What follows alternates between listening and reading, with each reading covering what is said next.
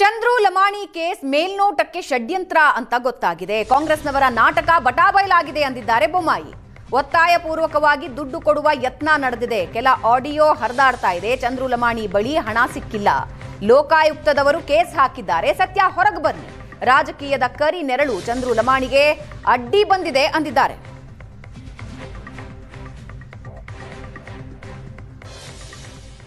ಬಟಾಬೈಲಾಗಿದೆ. ಗುತ್ತಿಗೆದಾರರ ಸಂಘ ಒಂದೇ ಅಲ್ಲ, ನಮ್ಮ ವಿದ್ಯುತ್ ಶಕ್ತಿ ಎಸ್ಕಾಮಿನ ಗುತ್ತಿಗೆದಾರ ಸಂಘ, ಎಸ್ಕಾಮಿನ ಗುತ್ತಿಗೆದಾರ ಸಂಘ, PWD ಸಂಘ, ಇರಿಗೇಷನ್ ಸಂಘ, ಎಲ್ಲ ಸಂಘಗಳು, ಎಲ್ಲ ಕಾಂಟ್ರಾಕ್ಟರ್ ಸಂಘಗಳು ಕೂಡ ಪರ್ಸೆಂಟೇಜನ್ನು ತೊಗೊಳ್ತಾರಂತ ಪ್ರೆಸ್ ಕಾನ್ಫರೆನ್ಸ್ ಮಾಡಿ ಹೇಳಿದ್ದಾರೆ.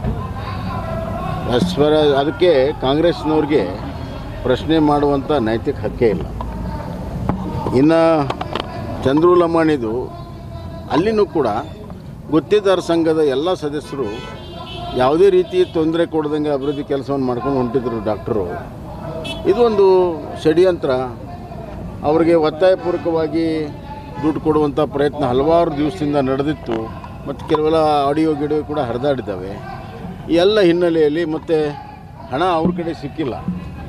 ಅದು ದವಾಖಾನೆಯಲ್ಲಿ ಎಲ್ಲ ಥರ ಕಾಂಗ್ರೆಸ್ನವರ ನಾಟಕ ಬಟಾಬೈಲಾಗಿದೆ ಅಂದಿದ್ದಾರೆ ಬೊಮ್ಮಾಯಿ. ಒತ್ತಾಯಪೂರ್ವಕವಾಗಿ ದುಡ್ಡು ಕೊಡುವ ಯತ್ನ ನಡೆದಿದೆ. ಕೆಲ ಆಡಿಯೋ ಹರಿದಾಡ್ತಾ ಇದೆ. ಚಂದ್ರು ಲಮಾಣಿ ಬಳಿ ಹಣ ಸಿಕ್ಕಿಲ್ಲ. ಲೋಕಾಯುಕ್ತದವರು ಕೇಸ್ ಹಾಕಿದ್ದಾರೆ. ಸತ್ಯ ಹೊರಗೆ ಬನ್ನಿ. ರಾಜಕೀಯದ ಕರಿ ನೆರಳು ಚಂದ್ರು ಲಮಾಣಿಗೆ ಅಡ್ಡಿ ಬಂದಿದೆ ಅಂದಿದ್ದಾರೆ.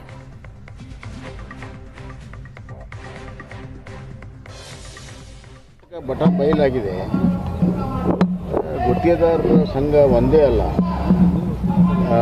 ನಮ್ಮ ವಿದ್ಯುತ್ ಶಕ್ತಿ ಎಸ್ಕಾಮಿನ ಗುತ್ತಿಗೆದಾರ ಸಂಘ, ಎಸ್ಕಾಮಿನ ಗುತ್ತಿಗೆದಾರ ಸಂಘ, PWD ಸಂಘ, ಇರಿಗೇಷನ್ ಸಂಘ, ಎಲ್ಲ ಸಂಘಗಳು, ಎಲ್ಲ ಕಾಂಟ್ರಾಕ್ಟರ್ ಸಂಘಗಳು ಕೂಡ ಪರ್ಸೆಂಟೇಜನ್ನು ತೊಗೊಳ್ತಾರಂತ ಪ್ರೆಸ್ ಕಾನ್ಫರೆನ್ಸ್ ಮಾಡಿ ಹೇಳಿದ್ದಾರೆ. ಅದಕ್ಕೆ ಕಾಂಗ್ರೆಸ್ನವ್ರಿಗೆ ಪ್ರಶ್ನೆ ಮಾಡುವಂಥ ನೈತಿಕ ಹಕ್ಕೇ ಇಲ್ಲ.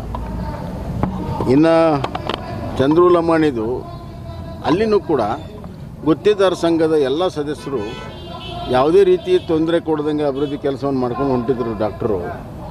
ಇದೊಂದು ಷಡ್ಯಂತ್ರ. ಅವರಿಗೆ ಒತ್ತಾಯಪೂರ್ವಕವಾಗಿ ದುಡ್ಡು ಕೊಡುವಂಥ ಪ್ರಯತ್ನ ಹಲವಾರು ದಿವಸದಿಂದ ನಡೆದಿತ್ತು. ಮತ್ತು ಕೆಲವೆಲ್ಲ ಆಡಿಯೋ ಗಿಡಿಯೋ ಕೂಡ ಹರಿದಾಡಿದ್ದಾವೆ. ಈ ಎಲ್ಲ ಹಿನ್ನೆಲೆಯಲ್ಲಿ ಮತ್ತು ಹಣ ಅವ್ರ ಕಡೆ ಸಿಕ್ಕಿಲ್ಲ. ಅದು ದವಾಖಾನೆಯಲ್ಲಿ ಎಲ್ಲ ಥರ